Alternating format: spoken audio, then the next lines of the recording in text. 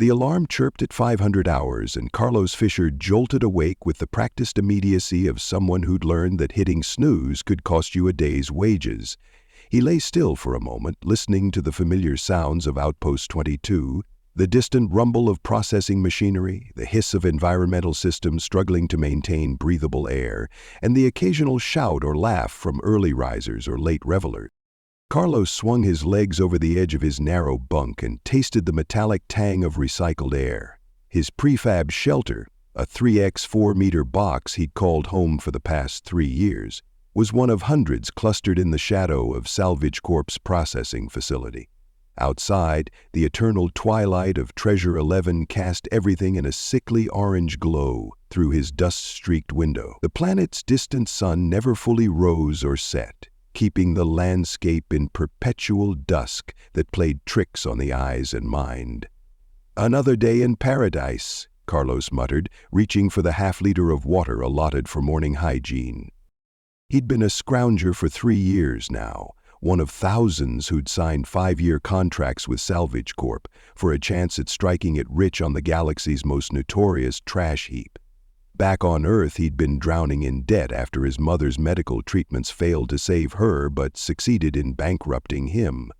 The recruiters had made Treasure-11 sound like a gold rush, alien technology ripe for the taking, bonus structures that could set you up for life. They'd conveniently omitted the 70% fatality rate, the rampant corporate exploitation, and the soul-crushing monotony of most days. Carlos splashed water on his face and caught his reflection in the cracked mirror. At 32, he already had the weathered look of a veteran scrounger, skin tanned and leathery from radiation exposure despite the protective gear, a thin scar running from his right temple to his jaw, souvenir from a collapsing alien structure in his first year, and eyes that had seen too much but somehow maintained a glimmer of hope. He pulled on his reinforced work suit with practiced efficiency. The material, originally bright orange with Salvage Corp's logo emblazoned across the back, had faded to a dull rust color. The suit was patched in a dozen places, evidence of close calls with jagged alien metals, caustic fluids, and the occasional territorial dispute with other scroungers. Carlos had made his own modifications over the years, extra pockets sewn into the lining for smuggling small finds past company scanners, reinforced knee and elbow pads, and a custom hood that provided better peripheral vision than the standard issue. From under his bunk, he retrieved a locked metal box containing his most precious possessions, a multi-tool he'd customized himself from salvaged alien technologies, a radiation detector that was more accurate than company-issued gear, and a portable scanner that could identify some of the more common alien alloys. These tools weren't technically illegal, but Salvage Corp frowned on unauthorized equipment, corporate speak for anything that might help a scrounger hide valuable finds from the company's 80% commission. Carlos's stomach growled as he prepared his breakfast, a brick of synthetic protein that tasted vaguely of fish despite never having been near an ocean, and a cup of bitter stimulant that passed for coffee in the outpost. From outside came the sound of the morning siren, signaling the start of the workday. 3 notes, harsh and insistent, repeated 3 times. The same sound that would mark the end of the day 12 hours later if you were lucky enough to make it back. Through the thin walls of his shelter, Carlos could hear his neighbors stirring. To his left lived Mira Bolivar, a quiet woman who'd been on planet for 4 years and was counting down the days until her contract ended. To his right was a new arrival, some kid barely out of his teens who still had the wide-eyed enthusiasm of someone who believed the recruitment vids. Carlos gave the kid another month before that enthusiasm died, or he did. After choking down his breakfast, Carlos grabbed his gear bag and stepped outside into the perpetual dusk. The outpost was a haphazard collection of prefab structures arranged in rough concentric circles around the Salvage Corp processing center, a massive industrial complex where alien tech was sorted, cataloged, and shipped off-world. Beyond the outpost lay the vast wasteland that had earned Treasure-11 its nickname, endless fields of crash sites, debris, and alien structures stretching to the hazy horizon. The air outside was even worse than the filtered stuff in his shelter, thick with metallic dust that coated the lungs and strange spores from the hardy fungal growths that were the only native life. Most scroungers developed sifter's cough within their first year. The lucky ones recovered when their contracts ended and they left the planet. The unlucky ones? Well, there was a reason the company cemetery grew larger every month. "Fisher," a voice called out, and Carlos turned to see Min Park jogging toward him. Min was one of the few people Carlos actually trusted on Treasure-11. They'd arrived on the same transport ship and had watched each other's backs ever since. "Heard the rumor?" Min asked, falling into step beside Carlos as they made their way toward the daily assignment board. "What now? Another corporation trying to muscle in on the territory?" Salvage Corps wasn't the only outfit on Treasure-11, but they controlled the largest portion of salvage rights. "Not better," Min lowered his voice. "Word is they found something big in Sector 19, multiple casualties, company suits everywhere, orbital security beefed up overnight." Carlos raised an eyebrow. "Sounds like trouble, not opportunity." "Same difference on this rock," Min grinned, showing a gap where two teeth used to be. "Anyway, just letting you know, keep your eyes open." They reached the central plaza where dozens of scroungers were already gathered around the massive digital board displaying the day's assignments. The foreman, a grizzled woman named Vega with cybernetic eyes that glowed faintly in the dim light, nodded as Carlos approached. Unlike most Salvage Corps management, Vega had been a scrounger herself before a close encounter with some alien defense system cost her both natural eyes. She wasn't exactly friendly, but she was fair. A rarity on Treasure-11. "Fisher, you're in Sector 17 today," she called out, her artificial eyes scanning a tablet. Proximity sensors picked up what might be a fresh crash site. Probably just another derelict supply pod, but worth checking out. Carlos felt a jolt of excitement despite himself. Fresh crash sites were rare and competition was fierce. Most scroungers spent their days picking through ancient heaps of twisted metal that had been salvaged 100 times over, finding just enough to meet their daily quotas. A fresh site could mean untouched tech and a chance to pay off his contract early. "Taking the 630 crawler," Vega continued. "Smith, Ray, Kowalski, and Bolivar on your team. No maverick bullshit today, Fisher. I know your record." Carlos gave a mock salute. "Wouldn't dream of it," Vega snorted and moved on to the next scrounger. Carlos checked his gear one last time. Air filters for his mask, emergency med kit, extra power cells for his scanner, and a small knife hidden in his boot that violated at least 3 company regulations. Standard scrounger loadout. The transport crawler, a massive 6-wheeled vehicle with a reinforced hull and barely functioning environmental controls, was already idling at the outpost perimeter. Carlos recognized the other scroungers on his team. Marco Smith was a heavy-set man with a perpetual scowl who'd been on planet almost as long as Vega. June Ray was newer, maybe a year into her contract, but had earned a reputation for finding valuable tech in picked-over sectors. Kowalski and Bolivar he knew only by sight. Both kept to themselves and worked methodically, neither the best nor the worst at the job. As he boarded the transport crawler with the 5 other scroungers, Carlos noticed the gleam in everyone's eyes. They all knew what was at stake.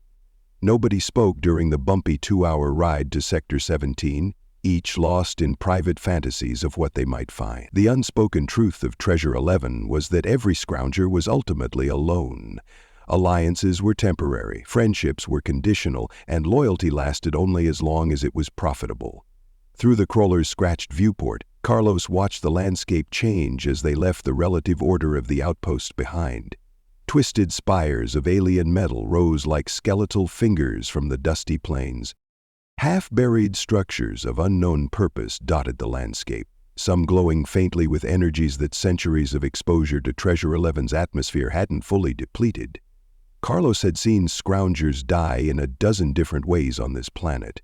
Crushed under collapsing structures, poisoned by alien chemicals, torn apart by still machinery defense systems, or killed by fellow scroungers over particularly valuable finds. And yet, as the crawler rumbled towards Sector 17 and the promise of a fresh crash site, He felt that familiar flutter of hope. Today could be different. Today could be the day that changed everything. The transport lurched to a stop and the driver's voice crackled over the intercom. Sector 17, folks. Scanners show the anomaly is 2 clicks east of this position. Company protocol says, I wait here. You hoof it the rest of the way. Check-in required every hour on comms, and extraction is scheduled for 1,800 hours. Anyone not back by then enjoys an extended stay in paradise. The outer hatch hissed open, admitting the toxic Treasure-11 air. Carlos sealed his mask, checked his oxygen levels, and stepped out into the alien wasteland, ready for whatever the day might bring. Sector 17 was a wasteland of twisted metal spires and half-buried alien hulks stretching to the hazy horizon. Carlos adjusted his respirator mask as he stepped off the crawler. The acrid metallic taste of Treasure-11's atmosphere seeped through even the best filters, and today's air seemed particularly heavy with the fine dust that coated everything on this god-forsaken planet. Readings are this way, Ray said, holding up her scanner.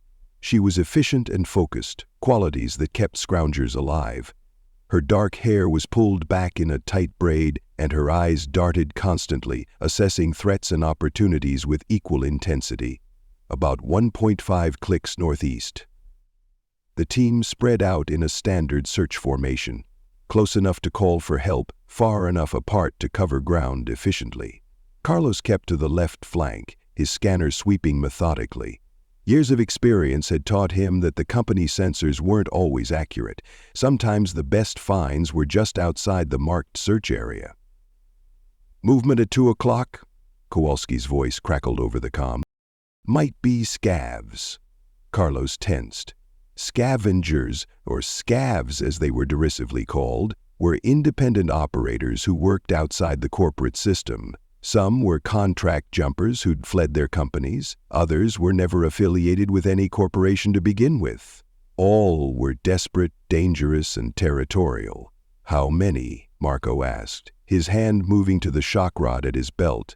Officially, Scroungers weren't armed. Corporate policy prohibited weapons. Unofficially, nobody survived on Treasure-11 without some means of defense. Just shadows. They're keeping their distance, Kowalski replied after a pause. Probably waiting to see what we find before deciding if it's worth the risk. Carlos kept moving, but heightened his awareness. Scavs usually avoided direct confrontation with corporate teams. The penalties were severe, and the corporations had better equipment, but if the find was valuable enough, all bets were off. The team crested a ridge of compacted alien debris, and Carlos stopped short. Below them lay a fresh impact crater, maybe 50 meters across. Whatever had crashed had done so recently. The disturbed soil still showed traces of heat distortion, and the usual layer of metallic dust hadn't yet settled over the scene. Holy shit, Olivo whispered, breaking her usual silence. That's not a supply pod. Carlos had to agree. At the center of the crater sat an object unlike anything he'd seen in his 3 years on Treasure-11.11. Most crashes were jagged, broken things, vessels torn apart by the planet's defense grid, or ancient derelicts finally surrendering to gravity after centuries in decaying orbits. This was different. The object was sleek, almost organic in its design, and appeared entirely intact. Its surface shimmered with an iridescent purple-black color that seemed to absorb the dim light rather than reflect it. Ray was already making her way down the slope toward the object, scanner extended before her. Carlos followed more cautiously, running through mental protocols drilled into every Scrounger during orientation. Unknown intact vessels were priority finds, but also the most dangerous. Corporate regulations required an assessment team before any recovery attempts, but no Scrounger team had ever waited for assessment when a potential fortune lay before them. Anyone getting readings? Carlos called out as they formed a loose circle around the craft. It was smaller than he'd initially thought, perhaps the size of a shuttle designed for 5 or 6 occupants. Marco Smith shook his head. Nothing. Scanner says unknown composition. Could be worthless, could be worth a fortune. Carlos approached carefully, studying the smooth surface. There were no obvious seams, no entry points that he could discern. The hull design didn't match any known alien technology cataloged in his scanner's database, and after centuries of scrounging operations on Treasure-11, that database was extensive. No radiation, no energy signatures, Ray reported, circling the craft. It's just sitting here. Maybe it's dead, Kowalski suggested, tapping the hull with his scanner. The sound was odd, not the dull thunk of metal or the crystalline ring of ceramic composites, but something between a muted resonance and a soft absorption of the impact. Probably been here longer than we think. Could be the dust storm last week just uncovered it. Carlos wasn't convinced. The crater was too fresh, the surrounding soil still showing signs of a recent impact. But before he could voice his concerns, he noticed something strange. Where his gloved hand rested on the hull, the surface felt warm. Not the residual heat of atmospheric entry, but a steady, almost living warmth. "Guys," he said slowly, "I think it's—" Before he could finish, a section of the hull directly under his palm reconfigured itself, flowing like liquid metal to create an opening about a meter high. The transformation was silent and smooth, the material folding back like origami to reveal a dark interior. The team froze, their years of experience suddenly warning them that they were in unknown territory. Standard procedure after unexpected developments was to back off, report to base and let the corporate security teams handle it. But standard procedure rarely survived contact with potential profit. "Hold on," Carlos raised his hand as Ray started forward. "We need to check for biohazards first. This isn't like anything in the catalogs." Something about the craft felt wrong to Carlos. Alien tech was usually dead or dormant after sitting on Treasure-11 for centuries. Active responses like this were rare and almost always dangerous. His scanner was showing conflicting readings, one moment registering nothing, the next showing spikes of an unidentifiable energy. To hell with procedure, Ray pushed past him, her eyes fixed on the opening. "I'm not sharing this hall with security teams. You know they'll cut our percentages if they get involved." "Ray, wait!" Carlos reached for her arm but missed. "At least run a basic atmospheric." She never heard the rest of his warning. As Ray crossed the threshold into the craft, a pulse of energy, visible as a ripple in the air like heat distortion but more structured, emanated from the opening. It knocked everyone back several meters, sending them sprawling into the dusty soil of the crater. Carlos scrambled to his feet, his ears ringing. The hull of the craft had sealed itself again. The opening vanished, as if it had never existed, and Ray was nowhere to be seen. "What the hell just happened?" Marco gasped, struggling to stand. "Where's Ray?" "Inside," Carlos said grimly, checking his scanner for any sign of her vital signs transmitter. Nothing. Either she was dead, or something in the craft was blocking signals. Bolivar was already backing away, eyes wide with fear. "We need to report this, now." Carlos nodded, but his attention had been caught by something in the disturbed soil near where he'd landed. Half buried in the dirt was a small object that had been exposed when they were thrown back by the energy pulse. He knelt and carefully brushed away the soil to reveal a metallic cube, about the size of his palm, covered in intricate swirling patterns that seemed to shift slightly in the dim light. His scanner beeped when he held it over the cube. "Unknown composition, energy signature detected." "What is it?" Kowalski asked, peering over Carlos's shoulder. "Not sure," Carlos replied, turning the cube over in his hands. It had a pleasant weight to it, solid but not heavy, and was warm to the touch like the hull of the craft had been. The patterns etched into its surface reminded him of circuit diagrams, but more organic, flowing in ways that no human engineer would design. "We need to call this in," Marco said, reaching for his comm unit. "Protocol for missing personnel, and whatever the hell that thing is." He nodded toward the seamless craft. Carlos nodded, but as the others were distracted with making the call, he slipped the cube into a hidden pocket in his suit. It wasn't stealing if no one had claimed it yet, he reasoned, and something told him this little cube was important, or at least valuable enough to be worth concealing from the company's 80% commission structure. Within 20 minutes, the area was swarming with Salvage Corps security teams. They arrived in heavily armored transports, equipped with weapons that weren't supposed to exist on Treasure-11, according to the interplanetary treaties. The Scrounger team was separated and held in isolation fields while security established a perimeter around the craft. Through the shimmering barrier of his isolation field, Carlos watched as specialists in full hazard suits approached the craft, scanning it with equipment far more sophisticated than anything provided to regular Scroungers. One of them, clearly senior based on the markings on his suit, kept looking back at a tablet and then at the craft, his body language betraying confusion even through the bulky suit. After what seemed like hours but was probably only 40 minutes, the isolation fields were dropped and a security officer approached the Scrounger team. His face was hidden behind a reflective visor, but his voice carried the unmistakable tone of corporate authority. "You four will be escorted back to base for full debriefing," he announced without preamble. "This site is now classified level red. Any discussion of what you've seen here will result in immediate contract termination and criminal charges." "What about Ray?" Bolivar asked, her voice small but firm. The officer was silent for a moment. "Scrounger June Ray is presumed lost in the line of duty. Compensation will be paid to her listed beneficiaries in accordance with her contract." Translation: she was dead and the company was already calculating how to minimize the payout. "What is that thing?" Kowalski nodded toward the craft, which was now surrounded by scanning equipment and what looked like containment generators. "That information is above your clearance," the officer replied flatly.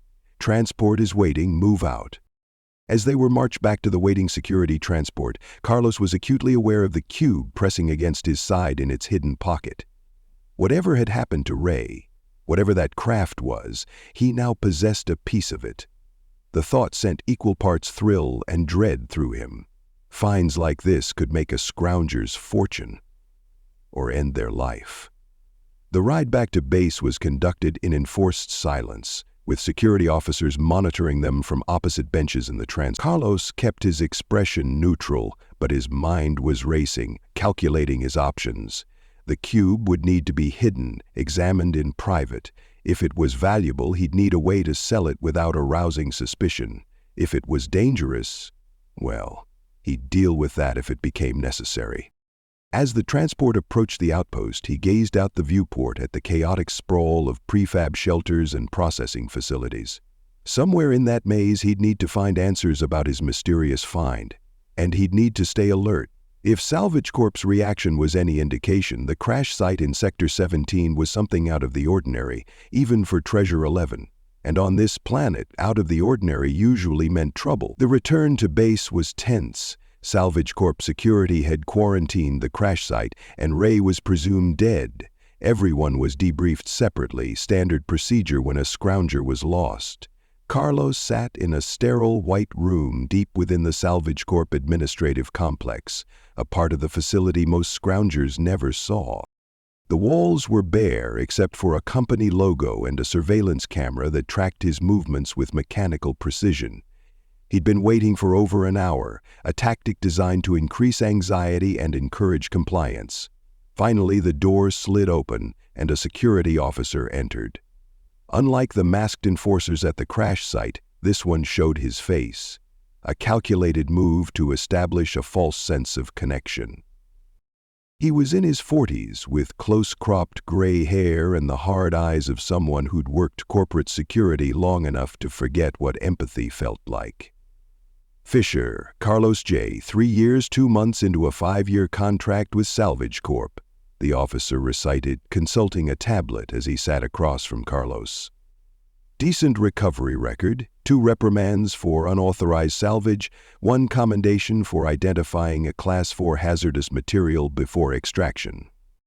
Carlos said nothing. He knew the game. They already had his file. This recitation was just to establish dominance. "I'm Officer Drayson," the man continued, setting down his tablet. "I'll be handling your debrief regarding today's incident in Sector 17. "Not much to tell, that isn't in my preliminary report," Carlos said, keeping his voice even.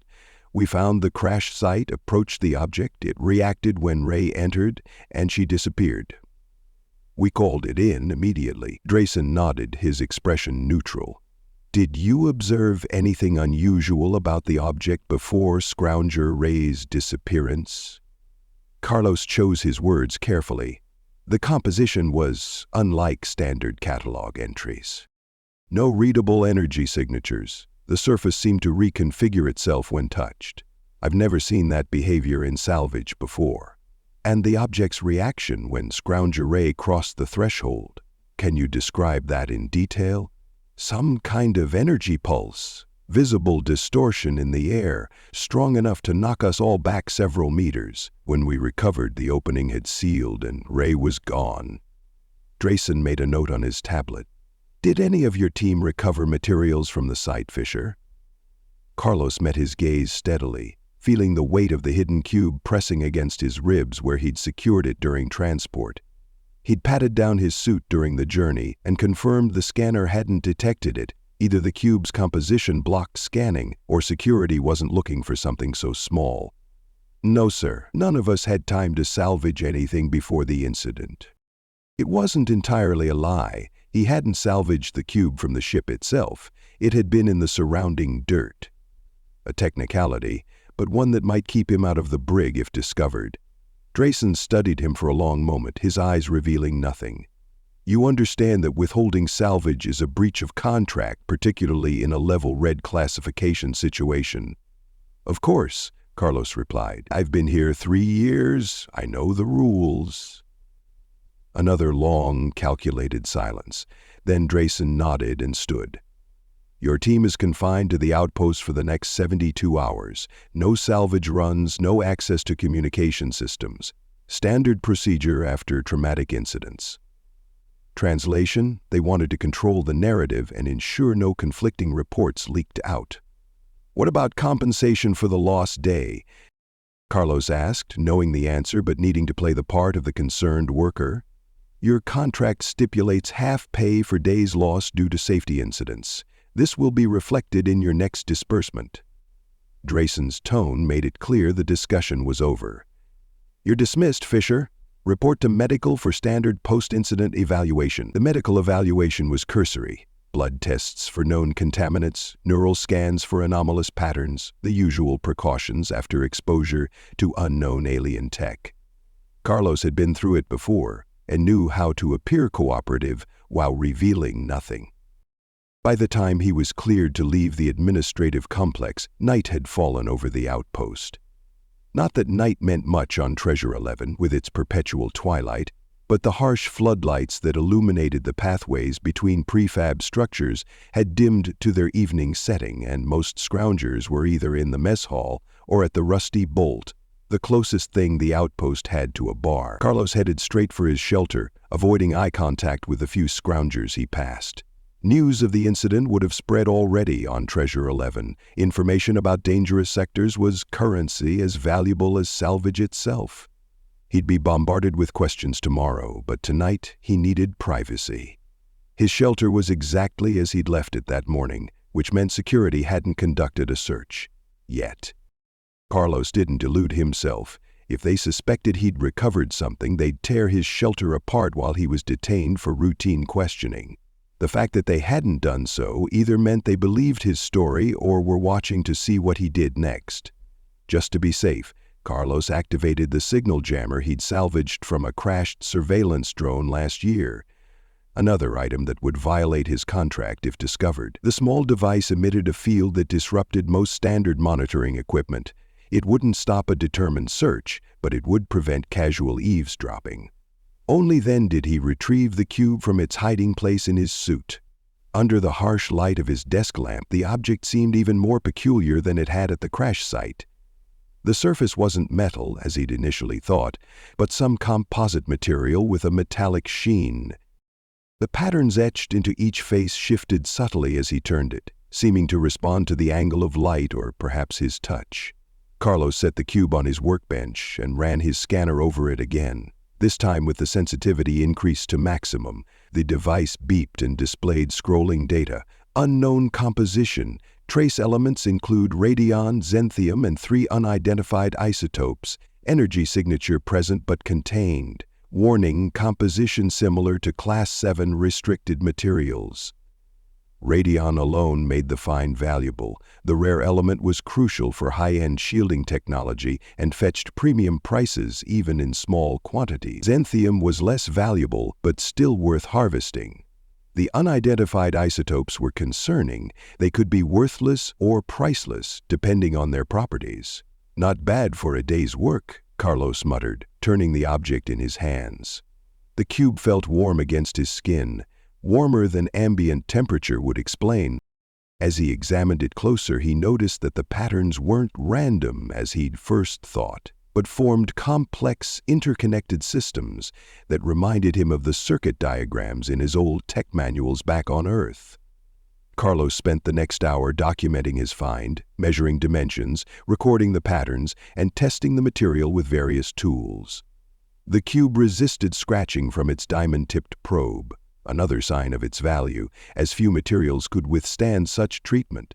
It didn't react to electromagnetic fields or sonic emissions, but it did absorb radiation at an unusual rate, a property that explained its warmth. It was actively converting ambient radiation into some other form of energy. It wasn't the life-changing score that Scroungers dreamed about, but it was better than most days. The cube's unusual alloy and radion content would fetch enough credits to upgrade his scanner and maybe even pay off another month of his contract. In the Scrounger business, steady finds were often more reliable than chasing the big score. Carlos carefully wrapped the cube in shielding material and tucked it into his locked storage compartment, a modified food container with a false bottom that had so far escaped company inspections. Tomorrow, he'd reach out to Lena, a friendly black market dealer who operated out of a supposedly abandoned storage unit near the outpost perimeter. Lena gave better rates than the company store and asked fewer questions, especially for regular customers like Carlos, who didn't bring her obviously stolen corporate property. If he was smart about selling it piece by piece rather than all at once, he could stretch the profits for weeks. The radrian alone could be extracted and sold in tiny amounts, each transaction small enough to avoid notice. The xanthium could go through official channels. It was valuable enough to report, but not so valuable that Salvage Corp would investigate too deeply. The unidentified isotopes would need testing, which meant trusting someone with knowledge of his find, a risk he'd need to consider carefully. Carlos pulled out his datapad and made a new entry in his journal, a habit he'd maintained since his first day on Treasure-11, a way to track patterns and remember lessons that might keep him alive. Day 1127 on Treasure-11. Lost another Scrounger today. Ray. Didn't know her well, but nobody deserves to go like that. Strange ship in Sector 17. Corporate suits swarming all over it now. Got lucky with a small find nearby, nothing spectacular but a good haul. Better than breaking even. Something odd about that ship, though. Different from the usual wrecks. Security seemed too interested.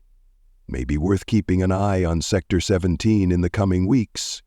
Current value estimate 2,700 credits if sold carefully. Enough for scanner upgrade, 1,200 crud, and contract reduction, 1 month equals 1,400 cred. Set aside 100 for Mira's birthday next month. She mentioned needing new filter cartridges. Carlos closed his journal and leaned back in his chair, stretching muscles stiff from tension and exertion. His shelter felt smaller than usual tonight, the walls pressing in with the weight of what he'd witnessed. Ray's disappearance troubled him more than he wanted to admit, not because they'd been close, but because it had happened so fast, so completely.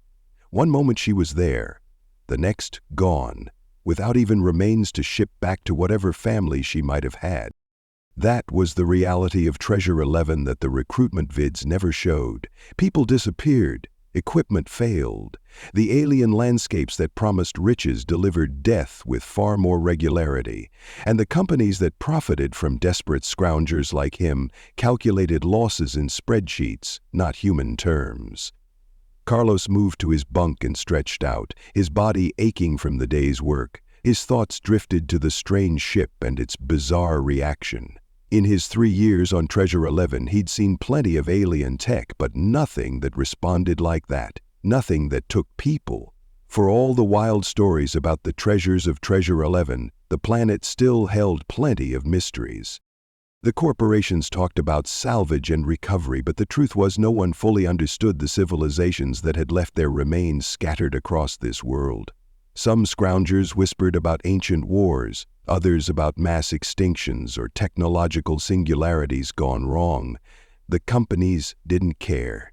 They only wanted what could be reverse-engineered, patented, and profited from. As he drifted towards sleep, Carlos found himself wondering what Ray had seen in those brief moments inside the ship. Had there been wonders beyond imagination? Horrors that defied description? Or simply nothing at all? A void that consumed without trace or explanation? He pushed the thoughts away. Wondering about such things was a luxury Scroungers couldn't afford. Survival required focus on the practical, the immediate. Today's find wasn't the big score, but Carlos Fisher had survived another day and come out ahead. On a world like this, that counted for something. Tomorrow would bring another sector, another dig, another chance. And if he was careful with his secret find, maybe a small step toward freedom from this dust-choked world and the contract that bound him to it. In his pocket, his datapad chimed with an incoming message, a general broadcast to all Scroungers. Attention all personnel, Sector 17 is designated Level Red, quarantine until further notice. Unauthorized entry will result in immediate contract termination. Scheduled recovery operations for Sectors 14 to 19 are reassigned. Check assignment board at 600 for move locations. Carlos smiled grimly in the darkness. Level Red meant something important. Something worth keeping Scroungers away from. And on Treasure-11, important things were almost always valuable. Perhaps he'd need to find a way back to Sector 17 after all. Thank you so much for listening to this story. I hope you enjoyed it. Be sure to leave it a like and to subscribe if you'd like to see more. Feel free to comment and share it as well. With all that said, go on and check out the video in the top left. I think you might like it.